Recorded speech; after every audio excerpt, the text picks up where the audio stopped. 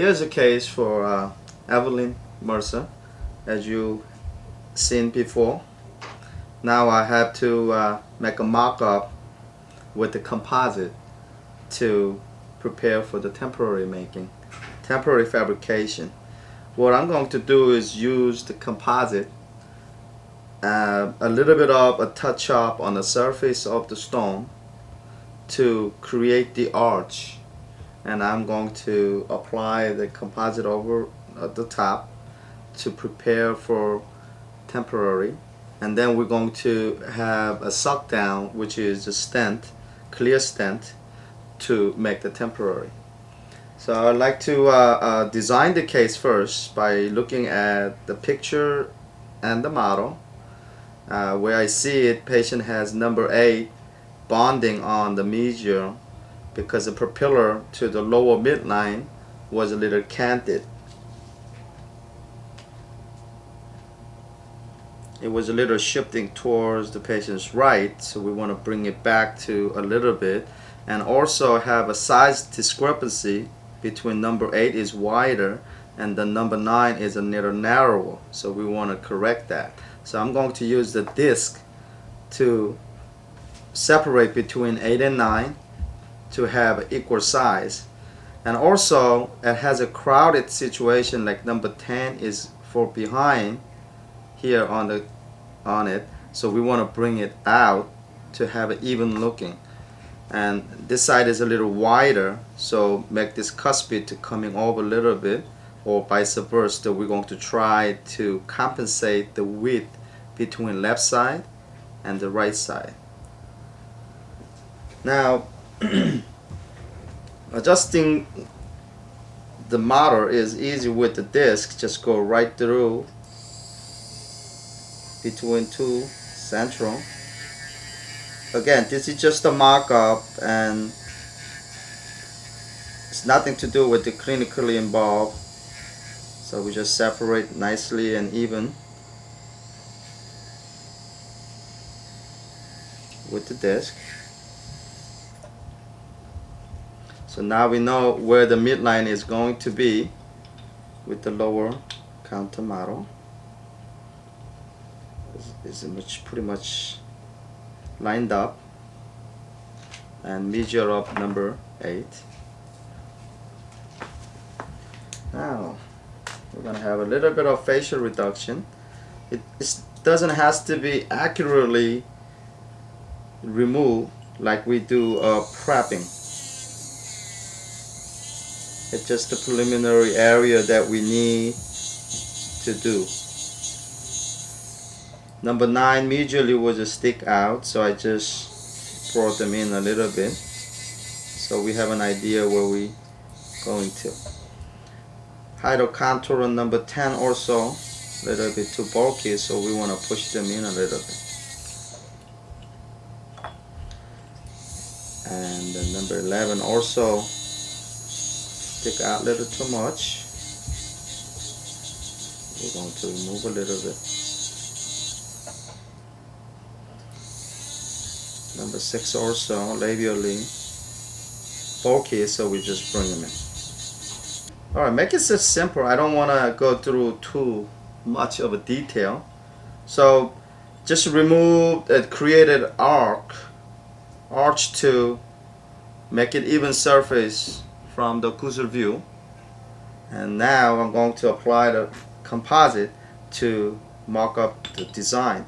This is a critical area that laboratory is involved, because we as a laboratory know what is outcome, and you can see in a patient's mouth, but you have to translate that into the model. That's what I do. This is just the indirect composite. The model and liquid on, so easy to handle. You cut the composites out, starting with the most important area of your central. Place them on. We'll make it a little bit bigger, a little bit longer, a little bit wider, and slightly over the gum also, for temporary purpose. This is not just the visual aid to the patient. This is also for making temporary stents. That's why we're using composite, so we can do a stent over it. So now I'm down to 1. I'm going to put more of the composite on top of the number 8 to complete the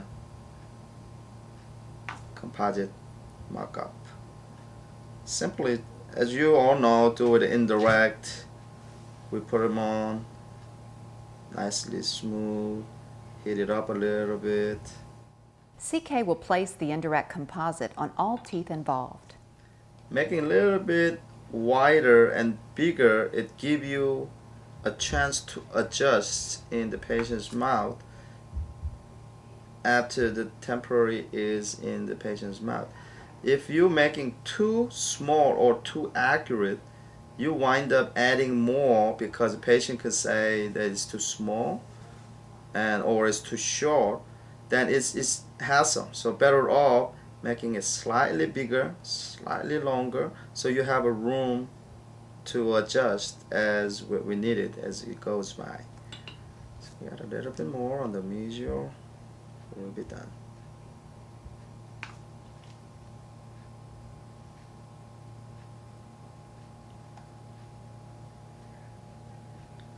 Simple. Line angle is critical. Midline is very important.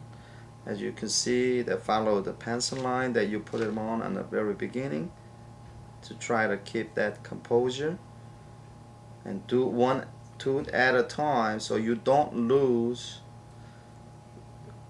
the size and the width between 2 centrals and the laterals and so on.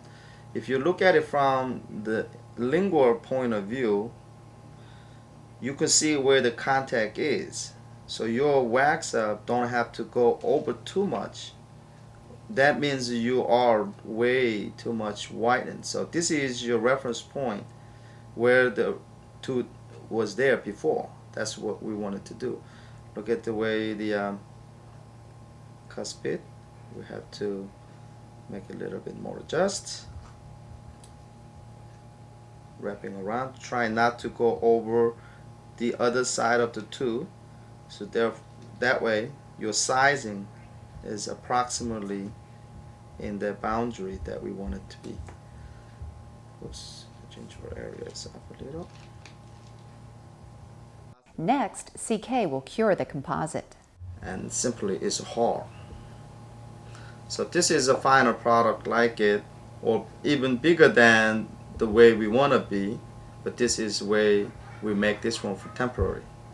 You don't have to really touch on the surface, but if you see any rough surface that you want to be smoother, you can use the carbide or diamond to just go over smooth, make the surface a little bit smoother, so your temporary will come out nice and easy and smooth also.